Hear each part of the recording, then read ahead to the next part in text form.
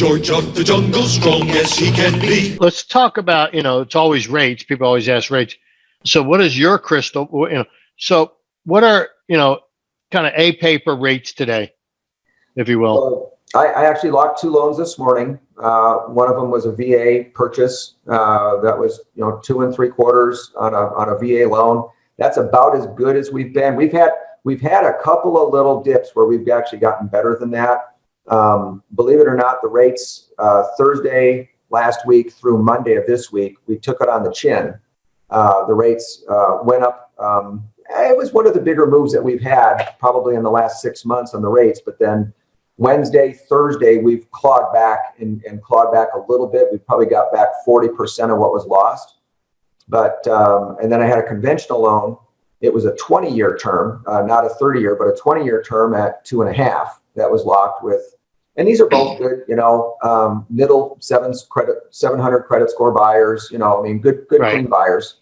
But yeah, for somebody that's got all the right, credit score and debt ratios and 5% down or whatnot, we're still below 3% for the Right. for the A+ buyers. But but the forecast where we're at right now, I pulled up a couple things. I read the Kiplinger Letter, which is a weekly publication that's been being published since the 1920s. And it's kind of a business forecasting thing. And then I have a couple other sources, Barry Habib, Right. that I listen to and follow them. The consensus is that there's going to be more government spending again this year, and it's probably going to be at higher levels than what it was last year. And that tends to have some upward pressure on inflation. Upward pressure on inflation tends to have an upward pressure on rates. But I'm not seeing anybody that thinks that rates would be worse than, like, again, on your A+ buyers, we're thinking maybe the rates go up 0.5%, maybe 5/8. Nobody's really thinking anything worse than 3.5. So I don't see any impact on the real estate market if the rates were to rise up 0.5% or even 0.75%. I just don't think that there's an appetite for that happening out there. I think they know that, we ever got back to like rates at 7, 8, and 9%, which was a very common thing all through the 90s and early 2000s. Oh yeah. That would prior to 2004. Different, Yeah. Prior to 2004, I think the average rate was 7.5.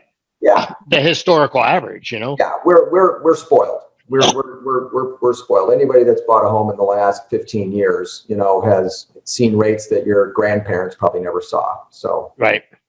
But yeah, my first house, you hear all the stories. Everybody, of course, the fish always gets bigger.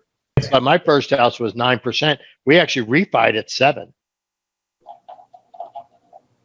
So yeah, mine was at 10.5, and I thought I got a great deal when I could refinance it to 9. Right. Yep. Yeah. Exactly. Yeah. So from what I'm hearing is, that the rates probably aren't going to go above, like you said, 3.25, maybe 3.5, depending. And then the what do you call it? The inflation is usually delayed. In other words, it doesn't happen the day something else happens. Yeah. So if there's a large spending bill, inflation is 6 months to a year later. Yeah, and the one thing is, normally you can always say, don't judge people by what they say, judge them by what they do. Right. The only situation where that does not apply is the Federal Reserve. Everybody, the market's very, very, very careful to watch what they say. And Jerome Powell is speaking again here. He might be speaking right now. I don't know. I can't remember what time he started, but he's got a Fed. There's a Fed. Some of the minutes are being released today, and the market, like a hawk, pays attention. But the last time they came out, they said there will be no rate increases. They're not going to consider anything until 2022. Now, does that have an effect on mortgage rates? The answer is no. These are short-term overnight loans versus that. But what people pay attention to the Fed to find out is, what are they forecasting for economic activity? What are they forecasting for inflation, trade, all of these other metrics that come into play that have again, it's the Fed is the ultimate macro forecaster on where they see things happening. And if their sentiments are is that we might be heading into an inflationary environment, well, people aren't going to wait for it to happen. They're going to start selling bonds, buying stocks, and or vice versa, depending on what those sentiments are. Got it.